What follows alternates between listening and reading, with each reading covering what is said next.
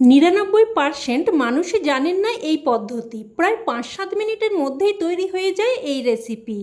আর স্বাদ একদম লাজবাব, এক কথায় জাস্ট ফাটাফাটি। এই বর্ষায় পাতে এইরকম একটা রেসিপি থাকলে ছোট থেকে বড় সকলেই হাসি মুখে এক নিমেষে প্লেট চেটেপুটে সাফ করবে। আর সকলের হাসি মুখ দেখলেই তো ইলিশের পয়সা ওসুল। নমস্কার বন্ধুরা, আজ আমি আবারও নিয়ে চলে এসেছি দুর্দান্ত স্বাদের ইলিশ মাছের এক রেসিপি। তো প্রথমেই আমি এখানে 4 পিস ইলিশ মাছ নিয়েছি। এবার এর মধ্যে দিয়ে দিচ্ছি পরিমাণ মতো লবণ, পরিমাণ মতো হলুদ গুঁড়ো, আর দিয়ে দেব 1 চামচ মতো সর্ষের তেল। সর্ষের তেলটা দিয়ে দিলে লবণ আর হলুদটা কিন্তু মাছের সাথে খুব ভালোভাবে মেশানো যাবে। তো এবার সব কিছু হাতের সাহায্যে খুব ভালোভাবে মাছের সাথে মেখে নেব। তো দেখুন খুব ভালোভাবে মেখে নিয়েছি। এবার এগুলোকে এক সাইডে রেখে দিচ্ছি।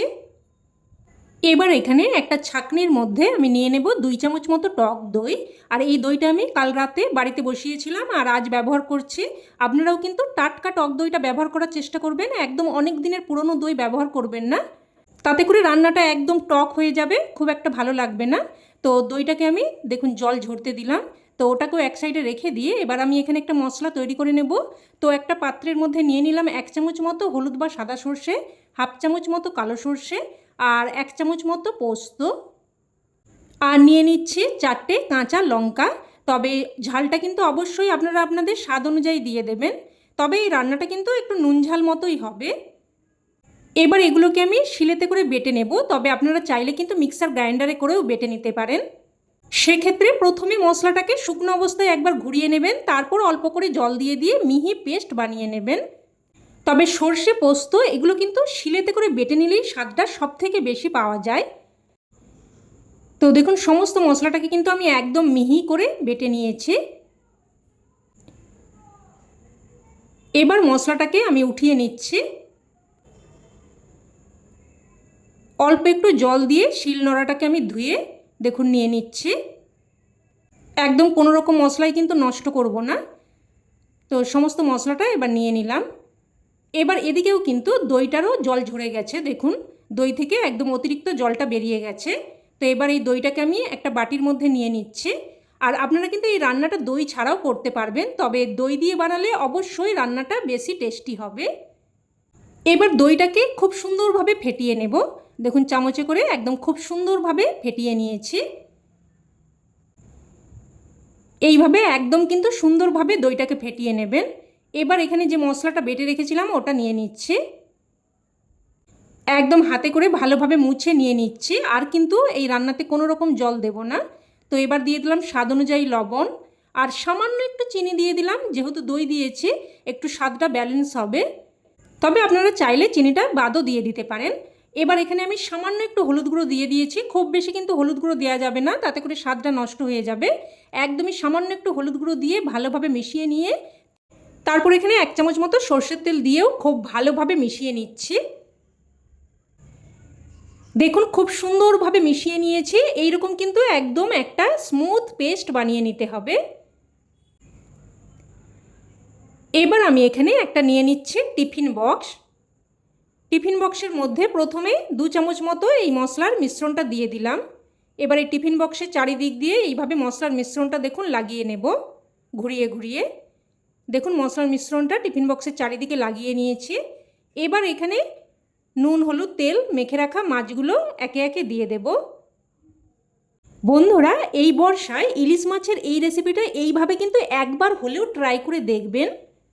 আপনাদের কাছে কিন্তু অনুরোধ রইল এইভাবে এই রেসিপিটা বানানোর। তো মাছগুলো সাজিয়ে নিয়ে এবার উপর দিয়ে যে মশলাটা আমি তৈরি করে রেখেছিলাম ওই মশলাটা দিয়ে দিচ্ছি। একদম সমস্ত মশলাটা ভালোভাবে হাতে করে মুছে দিয়ে দিয়েছি। এবার দেখুন এইভাবে একটু মশলাটা চারিদিক দিয়ে ছড়িয়ে নেব। তো মশলাটা খুব সুন্দরভাবে ছড়িয়ে দিয়েছি। এবার উপর দিয়ে আমি 4টে চেরা কাঁচা লঙ্কা সাজিয়ে দিচ্ছি, আর আবারও উপর দিয়ে দিয়ে দিচ্ছি 2 চামচ মতো কাঁচা সর্ষের তেল। তো সব কিছু সাজানো হয়ে গেছে। এবার আমি টিফিন বক্সের ঢাকনা আটকে দিচ্ছি। এবার আমি এখানে নিয়েছি একটা প্রেসার কুকার, আর দেখুন প্রেসার কুকারের মধ্যে একদমই অল্প একটু জল নিয়েছি। এবার এই প্রেসার কুকারের মধ্যে টিফিন বক্সটা আমি দিয়ে দিলাম।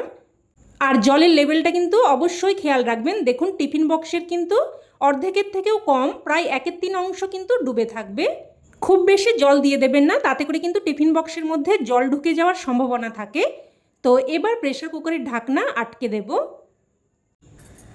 এবার গ্যাস অন করে গ্যাসের ফ্লেমটাকে মিডিয়ামে করে প্রেসার কুকারটা বসিয়ে দিচ্ছি আর 3টে সিটি দিয়ে দেব। আর অন্যান্য রান্নার তুলনায় কিন্তু এই সিটিটা কিন্তু খুব অল্প সময়ের মধ্যেই পড়বে, একদম 5-7 মিনিটের মধ্যেই কিন্তু 3টে সিটি পড়ে যাবে। কড়াইয়ের মধ্যে জল ফুটিয়ে ইলিশ ভাপা বানাতে কিন্তু বেশ অনেকটাই সময় লাগে, আবার ভাতের মধ্যে দিয়েও বানাতে অনেকটাই ঝামেলা।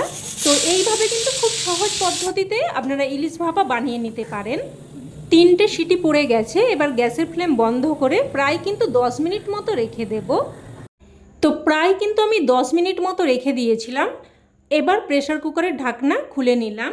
এবার টিফিন বক্সটা বের করে নিচ্ছে, আর টিফিন বক্সটা কিন্তু এখনও বেশ গরম আছে।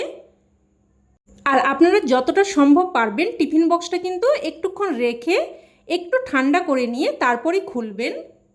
তো দেখুন টিফিন বক্সটা খুলে নিয়েছি, আর এইভাবে খুলে নেওয়ার পর কিন্তু এইভাবে একটু করে মশলাটাকে একটু ঝাঁকিয়ে মিশিয়ে নিতে হবে। দেখুন ঠিক এইভাবে একটু মিশিয়ে নেবেন। তো দেখুন দেখতে কতটা লোভনীয় হয়েছে, আর স্বাদ তো একদম লাজবাব, মুখে বলার কিছু নেই। এইভাবে কিন্তু খুব সহজ পদ্ধতিতে আপনারাও পারফেক্ট ইলিশ ভাপা রান্না করে নিতে পারেন। তো রেসিপি কেমন লাগলো অবশ্যই কমেন্টে জানাবেন, আর ভালো লেগে থাকলে প্লিজ একটা লাইক দিয়ে দেবেন, আর ভিডিওটাকে হাইপ করবেন, আর চাইলে কিন্তু অন্যান্য বন্ধুবান্ধবদের সাথে শেয়ারও করতে পারেন। আর চ্যানেলের নতুন বন্ধু হয়ে থাকলে চ্যানেলটিকে অবশ্যই করে সাবস্ক্রাইব করে নেবেন, আর পাশে থাকা বেল বাটনটি কিন্তু অবশ্যই অন করে রাখবেন। তো আজ এই অবধি, আবারও অন্য কোনো রেসিপিতে দেখা হবে। ততক্ষণে সকলে ভালো থাকবেন, সুস্থ থাকবেন, আর সকলকে ধন্যবাদ।